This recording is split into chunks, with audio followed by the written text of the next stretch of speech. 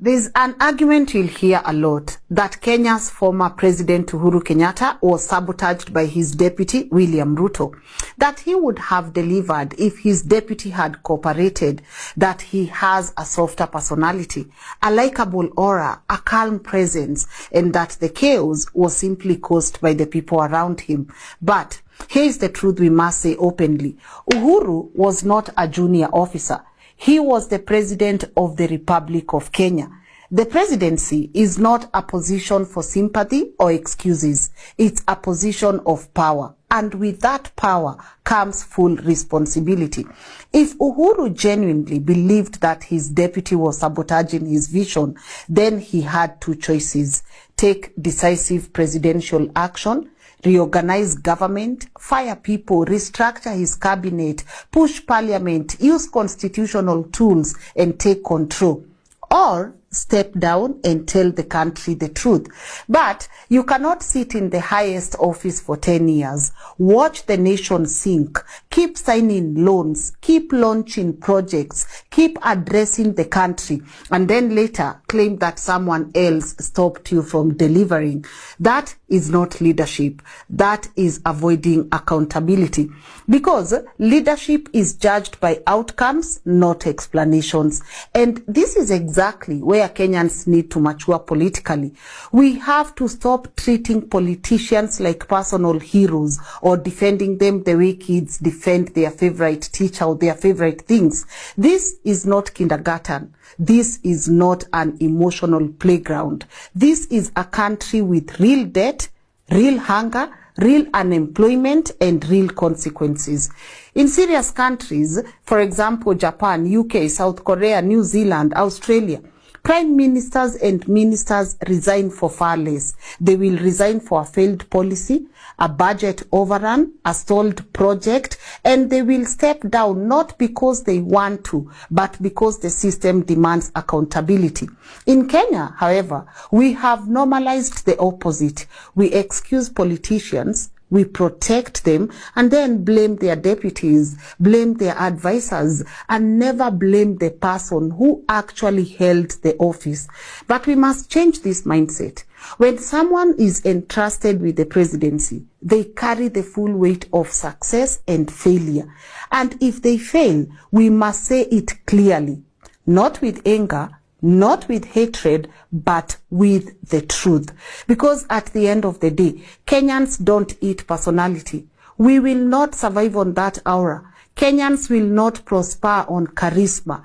We deserve a government that delivers, a government that will deliver roads, water, food, healthcare, opportunities, and a government that will operate in discipline and transparency, not excuses.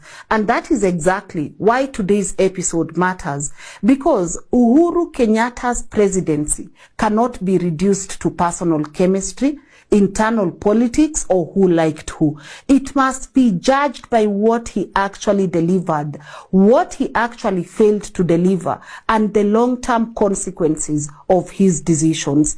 The Eurobond, the dams, Galana Kulalu, MECs, the laptop project, Huduma number, the debt he accumulated, and the crisis Kenyans are living through today. These outcomes were not created by sabotage. They were created by leadership choices, and leadership choices have leadership consequences. If Kenya is going to move forward as a nation, we must normalize this simple truth. Kenya is paying a very heavy price today, and it did not start with William Ruto. Before the taxes, before the IMF conditions, before the anger you see on the streets, there was one man who quietly shaped the debt we are drowning in today. And that man is Uhuru Muigai Kenyatta. And the truth is very simple. You cannot understand Kenya's current suffering without going back to the decisions he made, the loans he signed, and the projects he pushed, many of which never delivered what he promised. You see, When Uhuru took office in 2013, Kenya's public debt was roughly 1.8 to 2 trillion. By the time he was leaving in 2022, that number had exploded to almost 9 trillion Kenya shillings.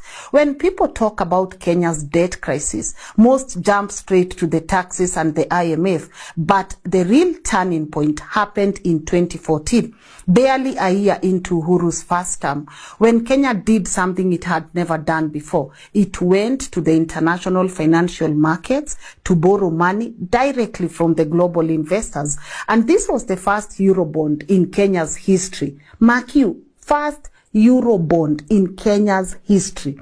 It was sold to the public as a major achievement, a sign that Kenya had become a serious player, trusted by Wall Street and European banks.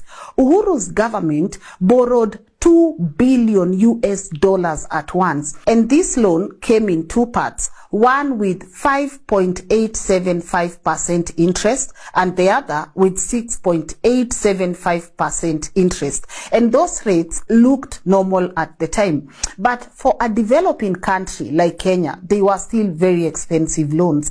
And that moment changed everything. Before this, Kenya mostly borrowed from traditional lenders, World Bank, IMF, AFDB, where interest rates were low and repayment stretched over many years. But Eurobond money is very different.